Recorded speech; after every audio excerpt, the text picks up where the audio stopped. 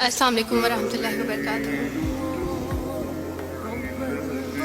उम्मीद करती हूँ आप सब बहन भाई खैरियत से होंगे और अल्लाह ताला हम सब के रोज़े हमारे अमाल को कबूल फरमाए। मैं ना बड़ी रोतलू हूँ तो इसलिए मेरी आवाज़ शुरू में ही रोने वाली हो जाती है। हाँ, मैं वही इंसान हूँ जो वारिस मामू के लिए बद दुआएँ करती थी, लेकिन मैं अभी पीछे एक बच्ची को बता रही थी कि वारिस मामू अपनी झोली उठा के रातों को दुआएं करते होते थे कि चांद इस्लाम कबूल कर ले। तो दुआएं कभी रद्द नहीं जाती, वो दुआएं जो अल्लाह से मांगी जाती हैं वो दुआएं कभी रद्द नहीं जाती। मैंने अपनी 25 साल ज़िंदगी जो थी वो क्रिश्चियनिटी में अच्छी खासी प्रीचिंग में गुजारी। मैं चर्च में प्रीच करती थी, कलाम पेश करती थी।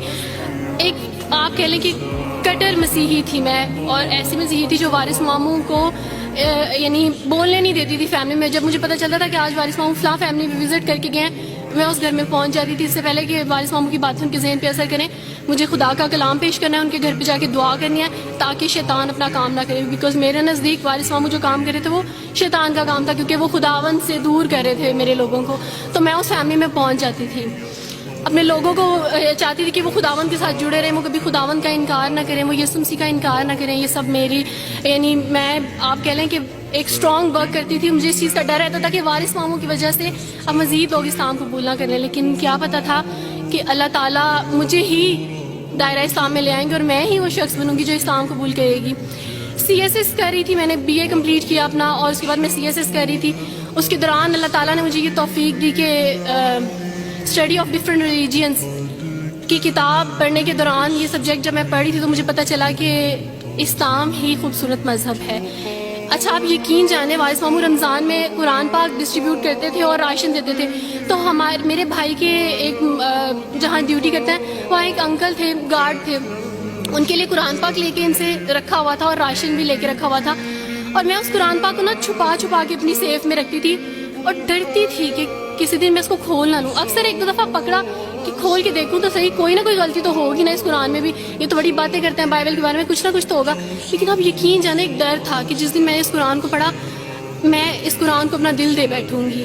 और वही हुआ कि जब मैंने कुरान पढ़ा तो मैं इस पर ईमान लाए बगैर नहीं रह सकी। एक रात वारिस मामू को कॉल की और उनसे कहा कि 2 बजे का लगभग टाइम था, और इनसे कहा कि वारिस मामू मुझे आपसे ज़रूरी बात करनी है। तो इन्होंने कहा कि क्या बात है बेटी, कोई ज़िंदगी मौत की बात है? तो मैंने कहा कि ऐसे ही समझ लें, मैं रो रही थी। तो इन्होंने कहा कि सब खैरियत है। तो मैंने इनसे कहा कि बस बगैर कुछ कहे आप मुझे कलमा पढ़ा दें वारिस मामू। और वारिस मामू और मैं बिल्कुल खामोश थे।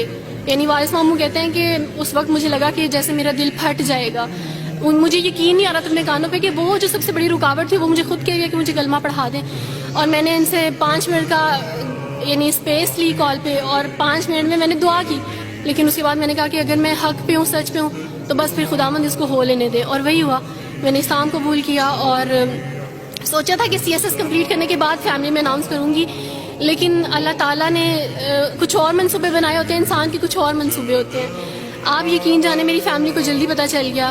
एक रात मेरे बाबा ने वारिस मामू को घर बुलाया और इनसे कहा कि हम चांद की शादी करना चाहते हैं, आप इससे पूछ दें कि अगर किसी को पसंद करते हो तो हम इसकी शादी उससे कर दें, हम जो है ना वो इसकी मर्ज़ी के ख़िलाफ़ नहीं जाएंगे। तो मैंने उनसे कहा कि आप ऐसा नहीं कर पाएंगे। उन्होंने कहा कि नहीं, हम कर सकते हैं। मुझे ये था कि मुझे पछतावा ना रहे कि मैंने शायद उस दिन पापा से बात करती तो पापा मान जाते। तो मैंने उनसे कहा कि पापा मैं एक मुसलमान मर्द से शादी करूँगी, आप ऐसा मेरे लिए कर सकते हैं? अगर आप किसी मुसलमान से मेरी शादी करेंगे तो ठीक है, मैं शादी करने के लिए तैयार हूँ। मेरे घर में एक सन्नाटा छा गया और इस खामोशी के बाद जो है यानी सब फैमिली वाले रोने शुरू हो गए। उन्होंने कहा कि आप अपने मज़हब में वापस आ जाओ।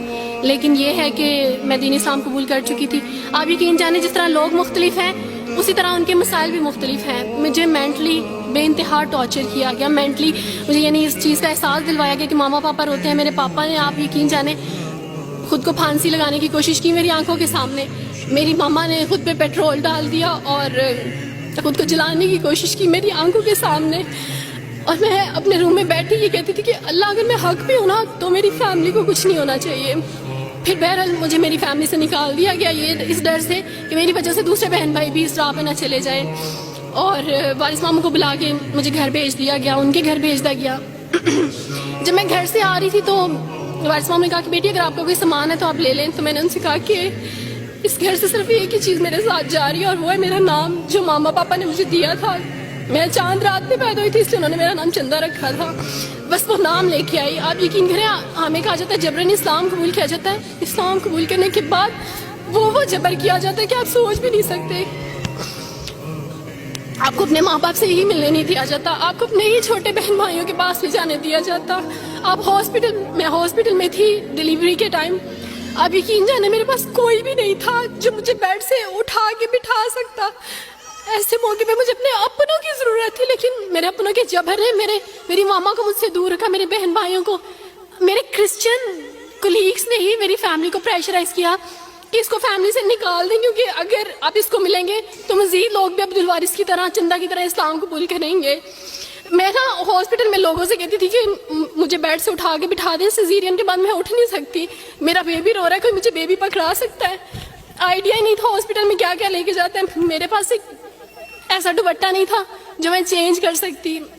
ایسے موقعوں پہ آپ یقین جانے آزمائش اور جبر اسلام قبول کرنے کے بعد ملتا ہے.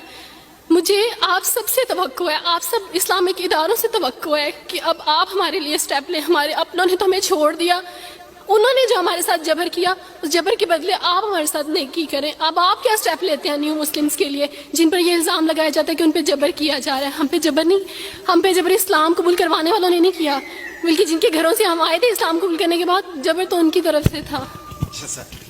کبھی کٹے بیٹھ کے روئیں گے. السلام علیکم ورحمۃ اللہ وبرکاتہ. تمام بھائی اس ویڈیو کو شیئر کریں. جزاک اللہ.